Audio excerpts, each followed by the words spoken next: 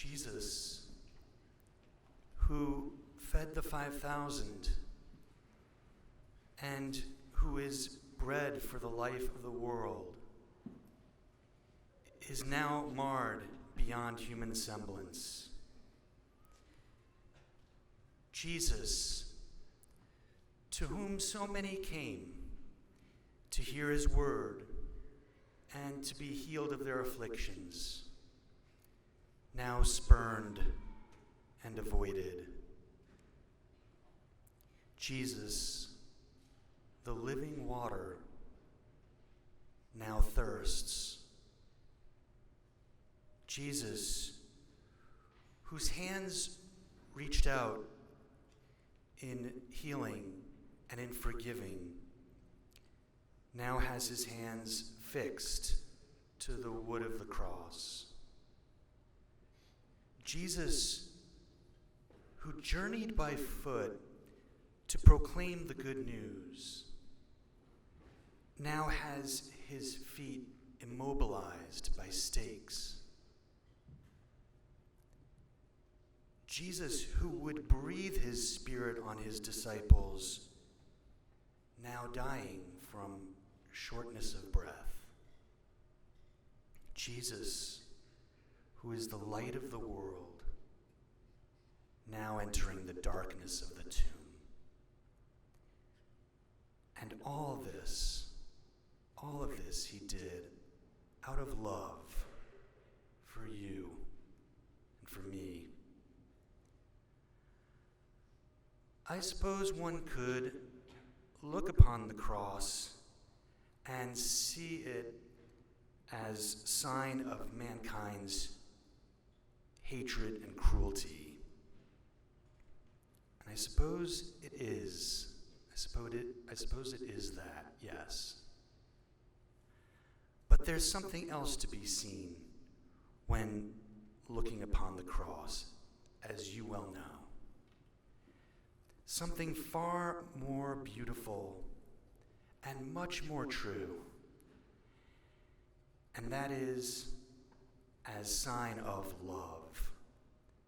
Indeed, as the sign of love.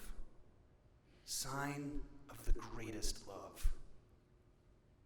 No one has greater love than this, to lay down one's life for one's friends. God, in the person of Jesus, did not disdain the abandonment of friends, the scourging, the mocking. God, in the person of Jesus, did not disdain the buffets and the spitting. No, he entered into the pain and death that sin inflicts. He accepted the torment, but gave us joy in return. This is what makes the cross the sign, the manifestation of God's love, of God's tender mercy. This is what makes the cross the most superb and most enduring sign of self-gift, of self-sacrifice. The cross is the revelation of the God of love.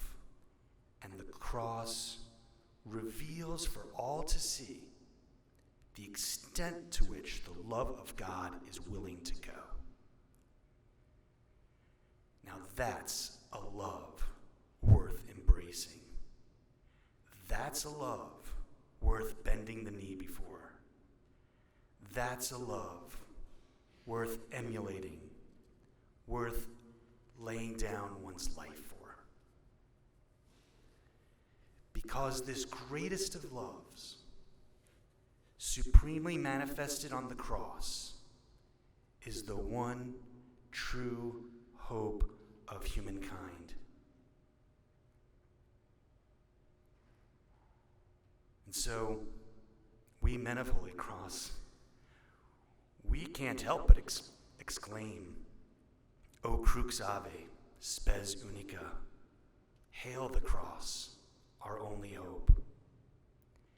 And we can't help but wear the cross on our person, close to our hearts. And we can't help but look for signs of the hope it promises, as one looks for signs of budding spring after a long winter's death. So come adore this great love revealed on the wood of a tree.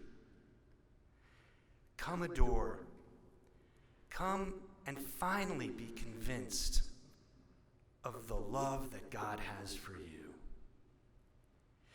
Come adore and be moved to love in turn, to love him who suffered and died for us, and to love our neighbor, especially our suffering neighbor, whose face is for us the face of the suffering Christ. For the cross, friends, is none other than the way of love, the way of pardon and forgiveness, the way we're all called to walk as servants of him who mounted the cross to take the sting out of death. And it's the way we're called to walk